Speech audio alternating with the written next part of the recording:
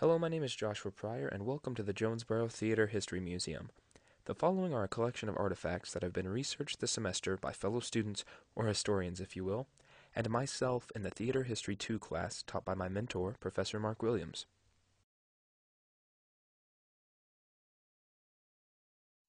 The first artifact we will be looking at is a costume designed by the Russian artist Leon Bakst, who is well known for his work with the Ballet Russe in France. This costume design dates back to the year 1910 and was designed for the ballet The Firebird, written by Igor Stravinsky.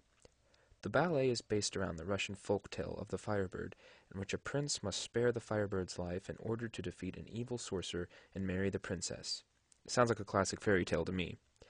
Bakst began working with Sergei Diaghilev and the Ballet Russe in 1909, and his designs were quite famous as they were known for their bright colors and sensuality, which can very clearly be seen in this artifact. Bakst spent a lot of time in Paris studying art and cubism around this period of time that appears to have made an influence in his design as well. Bakst and Diaghilev worked together for many years until their differences caused them to cease their friendship and their work together in the year 1919.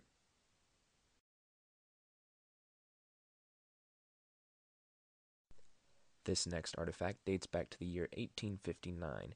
It is an engraving done by Johann Leonhard Raab after a drawing by Arthur von Ramberg. It is entitled Wilhelm Tell, from Friedrich Schiller's play of the same title.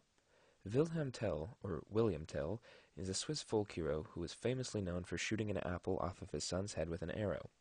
This explains the bow and arrow in the picture. The story goes that the Swiss village fell under the reign of the Austrian tyrant Hermann Gessler. After failing to comply to the rules, Gessler made Tell shoot an apple off of his son's head at a distance.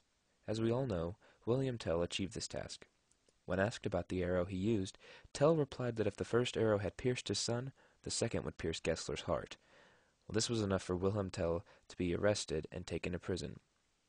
After his quick escape, Tell killed Gessler with an arrow to the chest.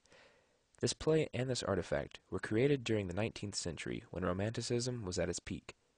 This is a time when ideas such as individualism, emotions, and freedom were far more emphasized than before. Because of this, the story of Wilhelm Tell became an inspiring story of the time due to its revolutionary ideas of fighting and overcoming oppression.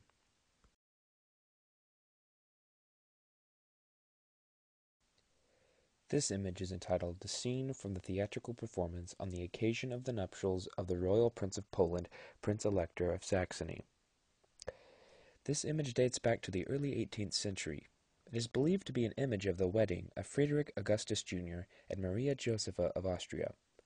This wedding was thrown by Friedrich's father, Augustus the Strong, at the Habsburg Court Theater in Vienna. Friedrich Augustus was a fan of art and architecture and had established Saxony as a cultural center.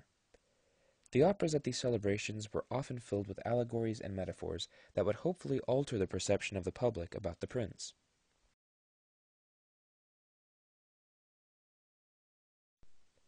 The architectural mastermind behind this particular piece is none other than Giuseppe Galli Bibbiena. Galli Bibbiena came from a family of painters, architects, and designers, so it's no surprise that he followed in their footsteps. In 1727, he became chief theatrical designer of the imperial court. In 1731, he built the Royal Theatre Mantua. Galli Bibbiena worked as the stage designer for this court until the year 1753.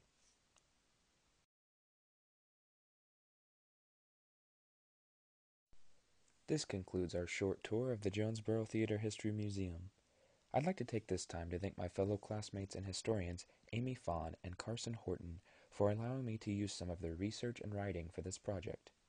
I hope you learned something new today from this tour, and maybe have even been intrigued to go out and do more research of your own. Thank you for your time, and thanks again for visiting the Jonesboro Theater History Museum.